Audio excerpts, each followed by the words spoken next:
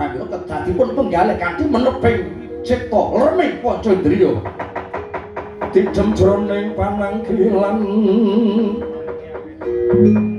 wadya gung tano nyabawa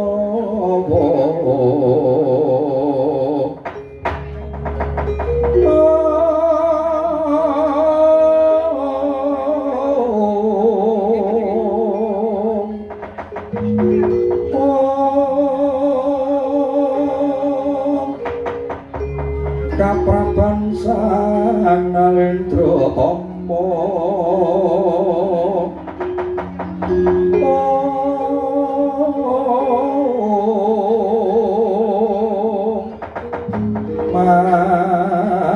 mangu kahuningan lirwu sing duka cipta lira budi mandana raras lira budi mandana raras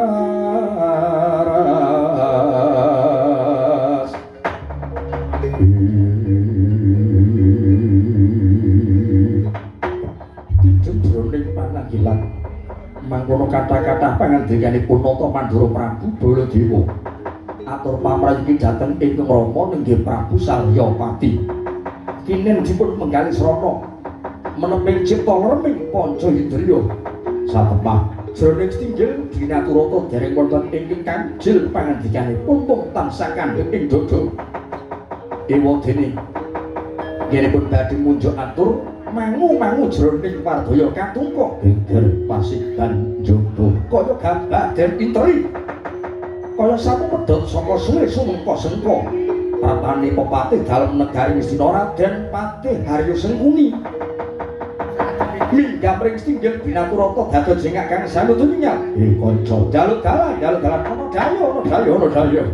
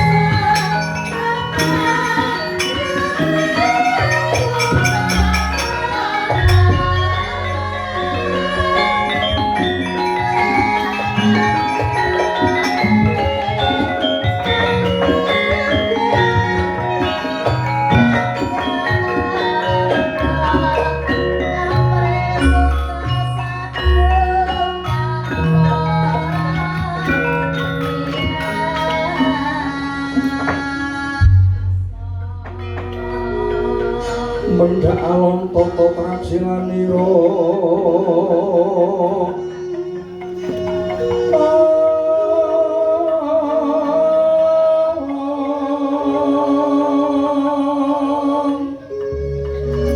ngajung kenastanira kalih bisa.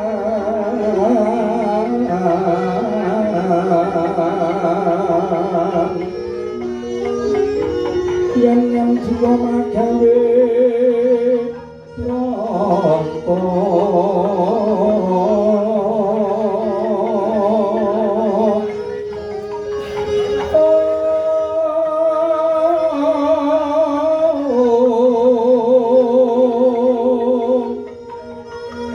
dengan jiwa magawe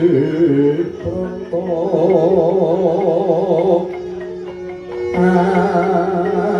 atur kang wantyo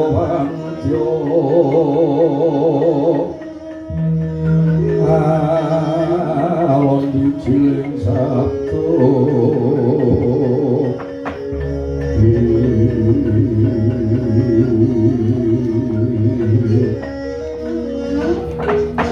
jagat wasisan Dewa ya jagat Pramodita nggih angger Baladewa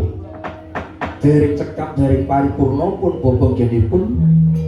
ngudar gagasan dhateng Angger Baladewa usana judul Hanusuli bab anglayoni menika kados dene pratanipun Sengkuni ingkang minggah wonten Setinggil Binaturata menawi mekaten prayogi enggal katut dipriksa sawanipun paman Patih Hari Sengkuni Rama Prabu Mandaraka Sengkuni durung perkara singgon Muprata padha kanthi becik Sengkuni kawula nuwun inggih sinuwun kula ingkang derek sowan awit napi berkah pangestu paduka sowanipun ingkang abdi winantu ing karaharjan lampah kula miwah pangabekti mawan tuwantu mugi konjuk sandhaping kepada sinuwun Prabu Mandaraka ya wis ndak tampa Sengkuni ora liwat asutiku para gagetan panono sanget anggen kula mundi pareng pangestu paduka paman Haryo dereng utawi sedaya rawuhipun wonten negari Mandaraka nyaturaken kami jenengan paman Patih Sengkuni inggih nampi berkah pangestu dalem pinantu ing karaharjan lampah kula Angger Baladewa kok malah sampun cumandhak wonten negari Mandaraka lho menika sudarma kula Rama Prabu Salya menika ora mara setahipun Baladewa inggih kula sampun uninga menawi sinuwun Prabu Salya menika ora mara setahipun Angger Baladewa ning kok njanur gunung kadingaren niki janjane wonten menapa pun perkawis menika paman Sengkuni boten perlu priksa menika kami gatosanipun kula warga negari Mandaraka nggih matur Sengkuni ana wigati apa mara gati ditata tembung lan tembang mekaten sinuwun kagem ngemeni wanci suwan kula ngabiyantara ing negari Mandaraka ing pisan kejawi kula ngaturaken sumengkeping pangabekti mugi konjuk sinuwun Prabu Salya ndungkap ingkang wigatos kula menika dipun utus Angger Duryudana kinen marak sowan dhateng negari Mandaraka saperlu badhe ngaturi sinuwun Prabu Salya Raning Pandhawa sampun mapan wonten negari Wirata keparingipun Angger Duryudana sinuwun Prabu dipun aturi cedhak wonten negari Ngastina manunggal kaliyan Kurawa biyantu kaliyan putra mantu benjang wanci Bratayuda Jaya Binangun badhe pecah wonten Tegal Kurusetra kersa sinuwun Prabu Salya menika lenggah syukur bagi anyena pateni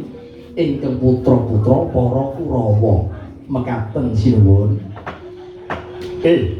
Sengkuni kula wonten dawuh nggih najan bener Angger Duryudana kuwi mantuku